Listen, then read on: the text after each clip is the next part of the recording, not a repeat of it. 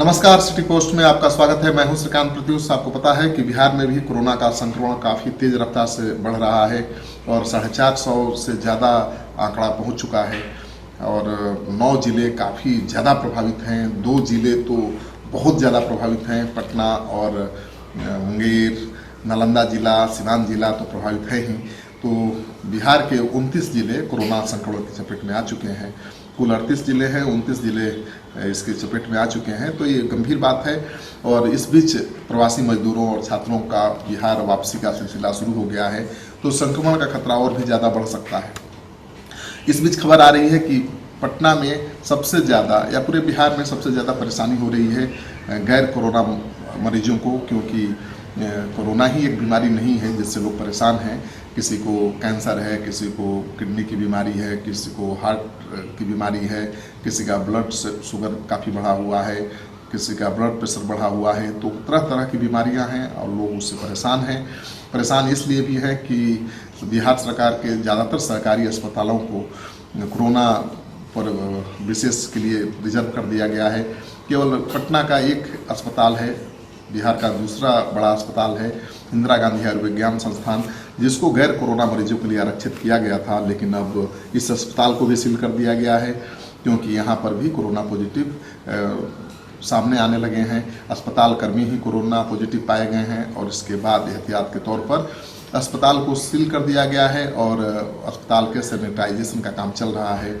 अगले 2 दिनों तक ये अस्पताल सील रहेगा। उम्मीद है कि सोमवार से खुल जाए, क्योंकि IGMS के जो सुपरिटेंडेंट हैं मनीष मंडल का कहना है कि जिस तरह से जो अस्पताल के कर्मी हैं वो कोरोना पॉजिटिव पाए गए हैं, उससे चिंता बढ़ गई है और कहीं गैर कोरोना मरीज कोरोना की चपेट में ना आ जाएं, इस बात को ध्यान में रखते हुए पूरे अस्पताल को सैनिटाइज किया जा रहा है।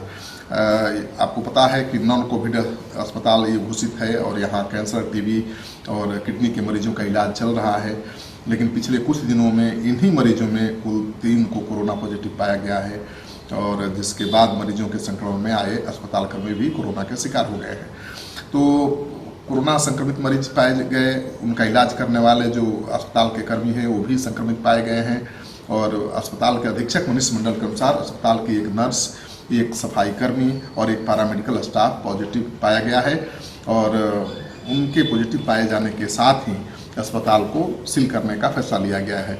सभी आइसोलेशन वार्ड को अगले 48 घंटे तक सील कर सैनिटाइज करने का काम चल रहा है। हालांकि अधीक्षक की माने तो अस्पताल के इमरजेंसी वार्ड में मरीजों को भर्ती किया जाएगा, उनका इलाज भी किया जाएगा। लेकिन ये सच्चाई है कि ज़्यादातर राज्य के जो निजी अस्पताल हैं वो ठीक से काम नहीं कर रहे हैं। वहाँ पर OPD सेवाएं ठीक से नहीं चल रही हैं, इमरजेंसी सेवाएं नहीं चल रही हैं, शल्य चिकित्सा का काम ठप पड़ा हुआ है। डॉक्टर कोरोना के डर से इलाज ही नहीं कर रहे हैं। तो गैर कोरोना के जो मरीज हैं उनकी जान पर आफत आई हुई है, उनकी मौत भी हो रही है, लेकिन सबका ध्यान कोरोना पर है, इसलिए कोई उनकी तरफ ध्यान ही नहीं दे रहा है।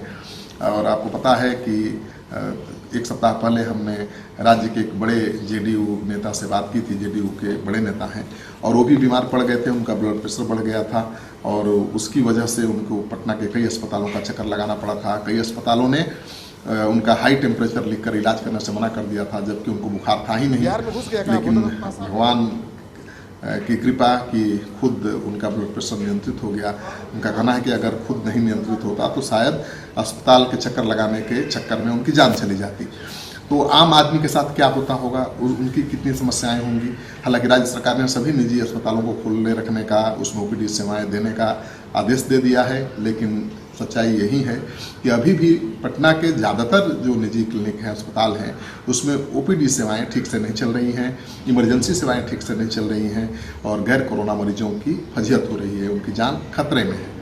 इस वीडियो को ज़्यादा से ज़्यादा लोगों के साथ शेयर करिए ताकि लोगों को पता चल सके कि गैर कोरोना मरीजों का इलाज पटना में एक जगह हो सकता है, वो है पारस हॉस्पिटल, क्योंकि पारस हॉस्पिटल को गैर कोरोना मरीजों के इलाज के लिए विशेष रूप से तैयार किया गया है। बहुत व्यापक पैमाने पर इस बात की तैयारी की गई है कि कोई बाहर से आने वाला कोरोना संक्रमित अस्पताल के मरीजों को, अस्पताल के कर्मियों को संक्रमित न कर दे तो साफ सफाई सैनिटाइजेशन की व्यवस्था के बीच आप पटना के पारस हॉस्पिटल में अपना इलाज करा सकते हैं। इस वीडियो को ज़्यादा से ज़्यादा इसलिए भी शेयर करना है ताकि लोग जान सकें कि कहाँ अपना इलाज करवा सकते हैं और कैसे अपनी जान बचा सकते हैं। आपका सहयोग लगातार मिल रहा है, इसे आगे भी बनाए रखिएगा। अगर आपने अब तक हमारे चैनल को सब्सक्राइब नहीं किया है तो कर लीजिएगा।